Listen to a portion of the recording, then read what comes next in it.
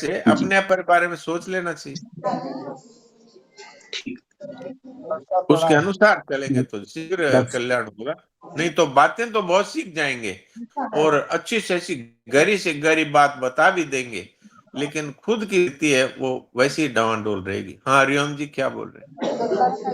हाँ डॉक्टर साहब, मैं ये कह रहा था कि चाहे कर्म योग वाला हो, चाहे ज्ञान योग वाला हो, चाहे भक्ति योग वाला हो, ये तीनों के लिए जो आपने एक बात कही कि मेरा कुछ भी नहीं है, सब भगवान का है, ये तो तीनों में लागू हो रहा है। एक बात, एक बिल्कुल। दृष्टांत स्वामी जी महाराज देते हैं कि तीनों योग वालों को इलाहाबाद प्रयागराज आना है, और जी। जैसे वो मथुरा के 24 लोग चले थे मथुरा से, हाँ तो जी। चले थे तो मान लीजिए प्रयागराज के लिए, और वो रस्सी खोए नहीं वहां से खूटे में, जी।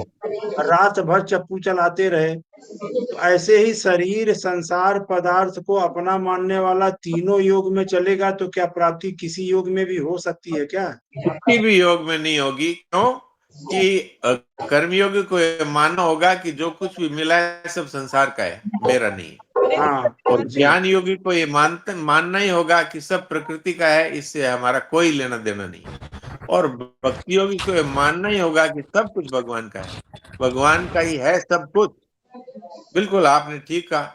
जब तक वो रस्सी नहीं खोलेंगे तब तक वो चप्पू चलाते रहो, ये साधन की बातें करते रहो और खूब समझ लो कि अब मुझे सब ज्ञान हो गया, लेकिन स्थिति वहीं रहेगी। जैसा अभी आपने बड़ी ईमानदारी से ये बात कही थी कि भाई सारी बातें जानते हैं, समझते हैं, लेकिन जब विपरीत परिस्थिति आती है तब दुख में पड़ जाते हैं, परेशान हो जाते हैं, घबरा जाते हैं। जी तो ये इसीलिए हो रहा है कि हमने एक रास्ता पकड़ा ही नहीं। और ममता का त्याग है, ये सभी योगों में आवश्यक है। जी।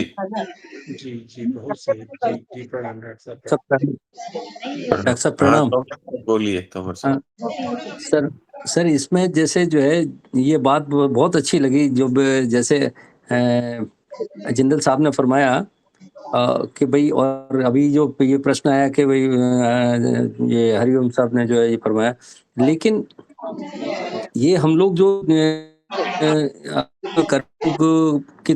सुनते हैं तो इस लय में चल देते हैं ज्ञान योग में, तो ज्ञान योग में भक्ति में बिल्कुल सही जनरलाइज हो गया सारी कंप्लीट। तो इसमें कोई जी जैसे कर्मयोग जो चलने की जिनकी चेष्टा है या जिनका भाव है कि मैं कर्मयोग पे चलूंगा, तो उनके लिए कभी किसी दिन कोई सेशन जो है स्पेशली कर्मयोग पर ही अगर डिस्कस किया जाए, कभी ज्ञान योग पे डिस्कस किया जाए, तो हमें ये तो पता पड़े कि हम किस तरीके से इसमें से भी जो साधक संजीवनी है पूरी एज सच पूरी साधक संजीवनी में से भी हम किन पे स्पेशलाइज किन पे ध्यान दें। नारायण नारायण ये हाँ, तो अभी अपना जो ये तीसरा अध्याय ये पूरा कर्मयोग पे ही चल रहा है। ये तो बीच में भगवान ने ये बात यहाँ पर इसलिए कह दी कि वास्तव में उसकी अंत में स्थिति ये होगी कि उसको अपने स्वरूप का बोध हो जाएगा, इसलिए ये बात यहाँ पर ये श्लोक आ गए। लेकिन वास्तव में तो ये तीसरा अध्याय पूरा कर्मयोग पे ही चलता है। अलावा भी और भी होंगे नारायण जी। जैसे ये तो कर्मियों के ऊपर ही पूरा चल रहा है हाँ जी। और दूसरे अध्याय में भी कुछ कर्मियों के ऊपर थे इस तरीके से, और भी दूसरे अध्यायों में भी कर्मियों पे स्पेशली जो है, तो एक ये आइडेंटिफाई हो जाए कि भाई कर्मयोग पे ये जो चीजें हैं तो ये इन पे अगर विशेष रूप से वो ध्यान दे तो उससे कर्मयोग का रास्ता उसको चुनने में सहजता हो जाएगी। नारायण हाँ, आप ठीक ही कह रहे हैं कि अगर इस तरह का कोई प्रयास हो कि कर्मियों के जहां जहां श्लोक आए हैं जिन जिन अध्याय में सब एक जगह कंपाइल करके फिर उस विषय पर एक बार बातचीत की जाए, तो इसमें अजय जी हरिओम जी है ये विचार करें।